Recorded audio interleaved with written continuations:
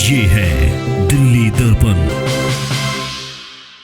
नमस्कार, मैं हूं बॉबी मिश्रा और आप देख रहे हैं दिल्ली दर्पण टीवी। भारतीय जनता पार्टी ने लोकसभा चुनाव के मद्देनजर 195 उम्मीदवारों की घोषणा अभी कर दी, जिसमें दिल्ली के भी 5 नाम शामिल हैं। हमारे साथ इस वक्त चर्चा में मौजूद हैं वरिष्ठ पत्रकार और दिल्ली दर्पण टीवी के editor in chief Rajendra Swami sir, इस चर्चा की शुरुआत करते हैं। 195 नाम की घोषणा बीजेपी ने कर दी और 5 नाम दिल्ली से शामिल हैं। क्या कुछ खास रहा इस बार? आप लगातार इसे दर्शकों तक साझा कर रहे थे। इस 5 नामों में 3 नाम नए हैं। देखिए, बिल्कुल बीजेपी ने जो स्ट्रेटेजी अपनाई है उससे ये लगता तो है, जो अक्सर हमेशा ये देखा गया कि अंतिम समय में नाम जारी करती है। हालांकि अभी तो चुनाव की घोषणा भी नहीं हुई है, तारीख भी तय नहीं हुई है, लेकिन उसके बावजूद भी सभी पार्टियां, जैसे अभी आम आदमी पार्टी ने अपने नामों की घोषणा कर ही दी है और समाजवादी पार्टी लगातार अपने कई जगह प्रत्याशियों की घोषणा करती आ रही है अपने अपने उसमें। तो अब बीजेपी ने भी तुरंत उसके बाद वो कोई रिस्क लेना नहीं चाहती, क्योंकि उसका तो नारा ही है 400 पार और अपने अकेले दम पर 370। तो स्ट्रेटेजी है कि ज़्यादा से ज़्यादा कैंडिडेटों को मौका दिया। जो चर्चाएं चल रही हैं बाजार में, उन चर्चाओं पे विराम लगे और ये परसेप्शन ना बने कि पता नहीं किसकी टिकट कटेगी किसकी नहीं कटेगी। तो कुल मिला के आज जो 16 राज्य हैं उनमें से 2 केंद्र शासित हैं, उन तमाम 16 राज्यों में से 195 नामों की घोषणा हो गई, 5 दिल्ली में शामिल। लेकिन इसमें जो बीजेपी ने ख्याल इस बार अगर देखो, जो जितने भी 5 नाम उन्होंने घोषणा की है उसके अंदर जो SC और ST है, SC जो शेड्यूल कास्ट उम्मीदवार है उनमें 27 नाम उन्होंने तय कर लिए हैं और ST जो शेड्यूल ट्राइब है, जो अति पिछड़ा वर्ग है, उससे 18 नाम सामने आए। और जो सबसे बड़ी बात ओबीसी से 56 नाम बीजेपी ने तय किए हैं। यानी कि जो ओबीसी इस चुनाव में एक बड़ा मुद्दा रहा है, जो जिस तरह से सवाल राहुल गांधी लगातार कर रहे हैं कि सब में ओबीसी कहाँ है, तो बीजेपी ने सबसे ज़्यादा सीटें पहली लिस्ट में ओबीसी के नामों की ये जारी करके ये संकेत दे दिया है कि उसकी प्रायोरिटी में ओबीसी है। क्योंकि लगातार ये बहुत बड़ा मुद्दा देश में बनता जा रहा था। खुद प्रधानमंत्री ओबीसी वर्ग से आते हैं, वो अक्सर ये बात कहते रहे हैं। तो क्योंकि हालात ऐसे बन गए थे, तो एक संदेश देना बहुत ज़रूरी था, क्योंकि इस देश के अंदर सबसे ज़्यादा अगर कोई वोट बैंक है तो ओबीसी का है, वो निर्णायक भूमिका में। तो जिस तरह से राहुल गांधी ने सवाल उठाए और जिस तरह से जातीय जनगणना की बात होती आ रही है, उस पर सबको ध्यान में रखते हुए कोशिश की गई है कि जी ओबीसी वर्ग को भी बीजेपी ऐसा नहीं कि तवज्जो नहीं देती, ये संदेश देने की कोशिश की गई है। और तमाम उम्मीदवारों को ये समय दिया जा रहा है कि वो अपने जाकर के अपने अपने चुनाव में, और इसमें महिलाएं हैं जो उसके मौजूदा 34 मंत्रियों को 28 महिलाओं को भी जो है ना उसमें शामिल किया गया है। और जो वोटर्स हैं उनमें जो 50 साल से नीचे के उम्मीदवार हैं उनमें 47। यानी कुल मिला के जो संदेश देने की कोशिश की है कि सभी वर्गों का ध्यान में रखा गया है, चाहे वो महिलाओं की बात हो, चाहे ओबीसी की बात हो, SC की बात हो, इन सब के इतर। अब हम क्योंकि दिल्ली का हमारा चैनल दिल्ली में सबसे ज़्यादा देखा जाता है, तो हम दिल्ली की बात करते हैं। दिल्ली के अंदर आज सुबह से कयास लगाए जा रहे थे, जो पार्टी की मीटिंग हुई, देर रात तक मीटिंग हुई और उसके बाद मीडिया में खबर आई कि बीजेपी दिल्ली के अपने 4 जो मौजूदा सांसद हैं उनके टिकट काट सकती है। आज गौतम गंभीर ने ट्वीट करके खुद ही कह दिया, शायद उनको आभास हो चुका था कि उनकी टिकट कटने वाली है।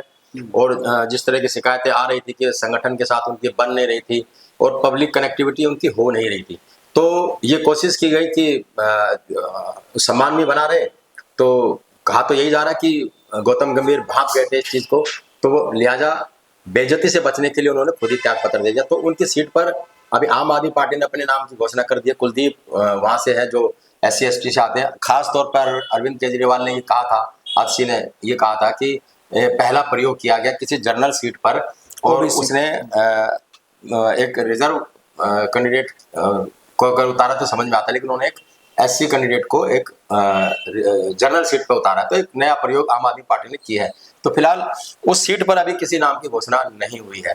तो क्योंकि गौतम गंभीर की सीट है, हो सकता है कि मन मनाने की बातें भी चले। और जो आजकल एक नया नाम और गलियारे में चल रहा है कि गौतम गंभीर के बाद के जहाँ एक तरफ जाने की बात करें, संन्यास ले जाने की बात करें, अक्षय कुमार का नाम बड़ा चर्चा में राजनीतिक गलियारे में कि वो दिल्ली से चुनाव लड़ सकते हैं। लेकिन चांदनी चौक की बात हो रही थी, लेकिन यहाँ से बीजेपी ने परवीन खंडेलवाल को मैदान में उतार दिया। व्यापारी नेता कैट्स का चलाते हैं, पहले भी वो हर्षवर्धन का टिकट काट दिया। हर्षवर्धन का टिकट काट, नॉन परफॉर्मर एज फैक्टर की वजह से पब्लिक से वो उतना कनेक्ट नहीं कर पा रहे थे जितना कि किया जाना चाहिए। वो इतने बार सांसद रहे दिल्ली प्रदेश में, मंत्री तक रहे, बड़ा विभाग उनको, भाजपा ने उनके दिल्ली का चुनाव भी उनकी अगुवाई में लड़ा, मुख्यमंत्री पद के वो दावेदार रहे, तो इतने बड़े कद के नेता थे।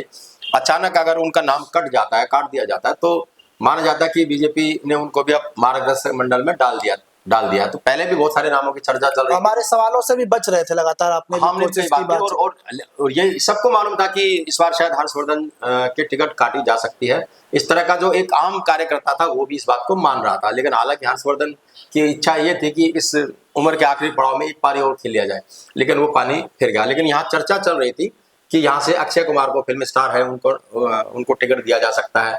उन्होंने प्रधानमंत्री का इंटरव्यू भी लिया था, पहली बार शायद कोई किसी ने इंटरव्यू लिया हो प्रधानमंत्री का, तो वो फिल्म अभिनेता थे जो पत्रकार बनकर के आए या कैसे भी लिए, किसी पत्रकार को आज तक उन्होंने इंटरव्यू नहीं दिया। तो बड़ा कांटे की फाइट थी यहाँ पे।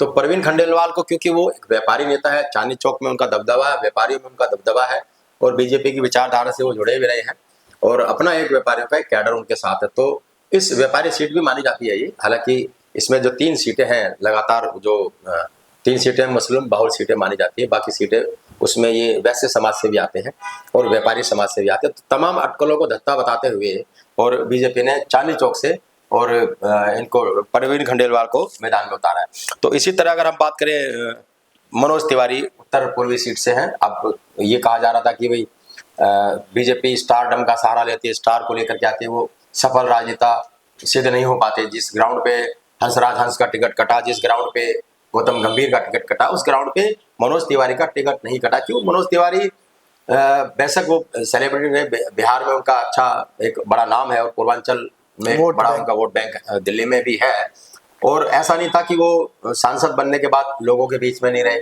लगातार वो लोगों के बीच में रहे, प्रदेश अध्यक्ष रहे, पूरी दिल्ली में उनका कनेक्ट है, तो राजनीति को वो समर्पित रहे। अब योग्यता और काबिलियत की बात है, वो एक अलग विषय है, उस पर डिबेट हो सकती है, लेकिन उन्होंने अपना पूरा समय दिल्ली में दिया, कार्यकर्ताओं में दिया, लोगों के बीच में गया, तो पार्टी ने इसको ऑब्जर्व किया और उनको टिकट दी। और इसी तरह हम बात करते हैं पश्चिमी दिल्ली की। पश्चिमी दिल्ली में तो कोई यकीन ही नहीं कर सकता था कि परवेश वर्मा, जो साहिब सिंह वर्मा एक छत्र राज चलता था, कभी दिल्ली में मुख्यमंत्री रहे, उनके बेटे हैं साहिब सिंह वर्मा, और जो उनकी एक बेल्ट है, पूरी जाट बेल्ट है, उसमें अच्छा खासा दबदबा इस परिवार का है।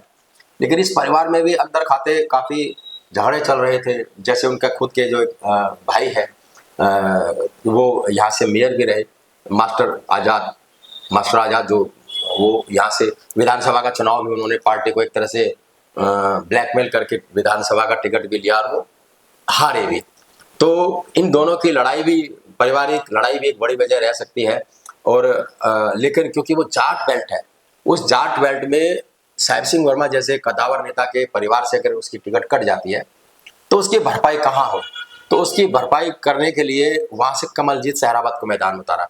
कमलजीत सहरावत नगर निगम में मेयर भी रही हैं, और जो इससे पहले 3 नगर निगम थे, और अभी भी अच्छा उनका एक नाम लगातार से 2 बार से निगम पार्षद हैं। तो उस जगह से कमलजीत सहरावत को एक महिला कोटा भी पूरा होता है।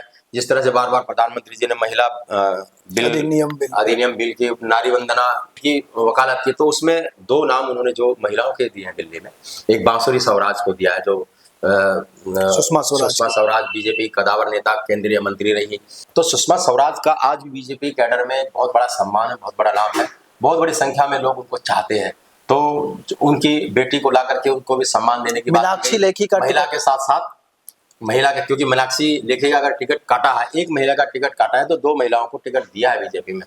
तो ये बहुत बड़ी बात है कि 7 में से 2 महिलाओं को मैदान में उतार देना। तो जो नारी वंदन की बात जो बीजेपी करती है, वो इस बात की पुष्टि भी करती है। तो बीजेपी ने बहुत ही सभी सामाजिक समीकरण, मुद्दे, उन सबको ध्यान में रखते हुए टिकटों का ऐलान किया है। बांसुरी स्वराज का जो पूरा परिवार वो बीजेपी को समर्पित रहा। तो कुल मिलाकर जो 5 सीटें उन्होंने तय की है। फिर एक दक्षिणी दिल्ली जो सीट आती है, इस पे भी आप देखिए कि रमेश भिदोड़ी जो मौजूदा सांसद थे, उनका टिकट काट करके और रामवीर सिंह भिदोड़ी को दे दिया, क्योंकि वो गुजर बेल्ट है और रामवीर सिंह भिदोड़ी भी वहीं आते हैं, मौजूदा विधायक हैं, तो एक अच्छा खासा कनेक्ट वहां पर बीजेपी का है। लेकिन इसके साथ ही साथ बीजेपी ने में ये टिकट काट करके ये मैसेज भी देने की कोशिश की कि जिस तरह से लोकसभा चुनाव में जो रमेश भिदोड़ी थे, क्या क्या नहीं कहा, पूरे देश में वो चर्चा का विषय बना कि जो एक आम मवाली और टपोरी भाषा होती है, जो जिसको आम बोलचाल में भी लोग नहीं बोलते, उस भाषा में उसने संसद में बोला। तो जो इंटेलेक्चुअल लोग हैं उसमें इस चीज की बड़ी चर्चा हुई है और बड़ी छीछा लेदर हुई। हालांकि ये बात अलग है कि बीजेपी ने उसको डिफेंड नहीं किया, और कहीं होता तो ये कि पार्टी से भी निकालने की बात हुई, सदस्यता रद्द करने की बात। बहुत विवादित रहा। इस वजह से उसकी टिकट काट करके, हालांकि ये माना जा रहा था कि शायद उसकी टिकट ना काटें क्योंकि थोड़े से उद्दंड है बोलने में, ऐसा कहा जाता है, लेकिन पब्लिक के बीच में कनेक्ट उनका है, तो इस वजह से ये उम्मीद की जा रही है। लेकिन टिकट काट करके एक मैसेज देने की कोशिश की है बीजेपी ने कि इस तरह की भाषा को भी जो है ना नजरअंदाज नहीं किया जा सकता। ठीक है, उनकी आइडियोलॉजी है इस तरह की, लेकिन आप संसद में इस तरह की भाषाएं बोलेंगे तो बहुत सारे ऐसे विषय हैं जिसकी वजह से बीजेपी ने ये कदम लिया। बाकी बचती है नॉर्थ वेस्ट की। नॉर्थ वेस्ट भी हंस वहां से सांसद है, मौजूदा सांसद हैं, वो भी सेलिब्रिटी ही कैंडिडेट थे और एकदम पैरासूट से उतर के आए, न उस इलाके का पता, न वहाँ की समस्याओं का पता। और जब वो 5 साल सांसद रहे तो लोगों का कनेक्ट उनसे बिल्कुल नहीं रहा। पार्टी का जो फीडबैक था सांसदों का, निगम पार्षदों का, वहाँ से जो हारे जीते विधायक हैं उनका फीडबैक यही था कि पब्लिक का कनेक्ट तो छोड़िए, कार्यकर्ताओं तक से उनका कनेक्ट नहीं है। अगर आज उनसे पूछा जाए कि आपके मेन काम क्या है, तो शायद वो भी बता ना पाए। तो उनको भी लग रहा था कि मेरी भी टिकट कटने वाली है। हालांकि उनको पंजाब भेजा जा सकता है, ये अलग बात है। तो इसीलिए वहां से भी बीजेपी के बहुत सारे दावेदारों ने अपने अपने मतलब भूमिकाएं बनाना शुरू कर दी थी। उसमें जो दुष्यंत गौतम है, जिनका माना जा रहा है कि नाम बड़ी गंभीरता से चल रहा है, वहां से एक नाम योगेंद्र चंदेलिया का भी चल रहा है, वहां से एक जो कांग्रेस की लोकसभा चुनाव लड़ा था प्रीता हरित, उसका भी नाम चल रहा है, रविंद्र इंद्राज का भी नाम चल रहा है।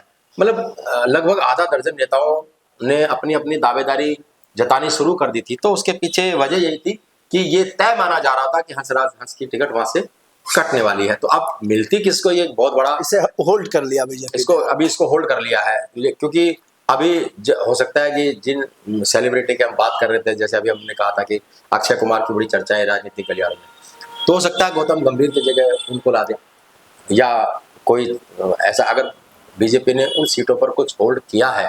क्योंकि बीजेपी गौतम गंभीर के सामने किस उम्मीदवार को खड़ा करे अभी वो तय नहीं कर पा रही है, क्योंकि आम आदमी पार्टी ने जो गोटी वहां पे खेली है, जो चाल वहां पे खेली है, क्योंकि वहां पर SC/ST जो वोटर्स है वो बड़ी तादाद में है।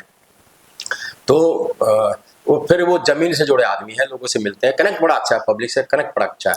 तो वहां पे बहुत सोच समझ करके एक इतने बड़े सेलिब्रिटी की टिकट काट करके आप किसको नाम देते हैं और वो हार जाती है, तो भी एक बड़ी किरकिरी होती थी। तो यानी कि कुल मिलाकर अभी 2 सीट जो होल्ड है, और इसके अलावा सर अगर बात करें ओवरऑल की 195 सीट उन्होंने दिया और एक मैसेज देने की कोशिश की, चाहे बैकवर्ड क्लास हो, SC/ST हो, महिलाओं का रिप्रेजेंटेशन हो, सबको एक तालमेल बैठाने की कोशिश बीजेपी ने यहाँ की है। नहीं, बिल्कुल तालमेल बैठाने की कोशिश की है, क्योंकि आप नारा तो दे दिया 100 आपकी बार 400 पार 370 वगैरह, लेकिन ग्राउंड रियलिटी क्या है इसको लेकर के बीजेपी डरी हुई है। और यही वजह है कि आप देख रहे हैं लगातार एक के बाद एक जिन संगठनों का, जिन राजनीतिक दलों का कोई अस्तित्व नहीं है, उनको भी अपने आप में शामिल कर रही है, जोड़ तोड़ लगी हुई है। नीतीश को आपने अपने पाले में कर लिया, जयंत को अपने पाले में कर लिया, और जगह कहाँ कहाँ तोड़ फोड़ हो सकती है धड़ाधड़। जो इतना कॉन्फिडेंस लेवल 400 जीतने वाले दल का होना चाहिए, उतना कॉन्फिडेंस बीजेपी को नारों में तो नजर आता है लेकिन व्यवहार में नजर नहीं आता। अंदर से बहुत डरी हुई है, और उसका ये डर दिखाता है जो पहली लिस्ट जारी हुई है, इतने समय से पहले लिस्ट का जारी हो जाना बीजेपी के ये मिजाज में नहीं है।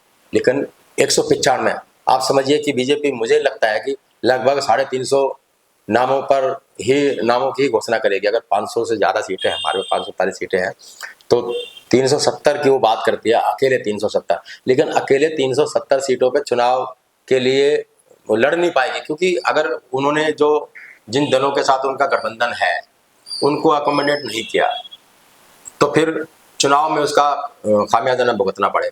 या तो उनको अपने पार्टी ज्वाइन करा लेगी, उन्हें अपनी सिंबल से लड़वाएगी, या अगर सिंबल से नहीं लड़वाती है और उनके ही दल से वो लड़ते हैं, तब तो शायद वो 370 पर लड़ा ले।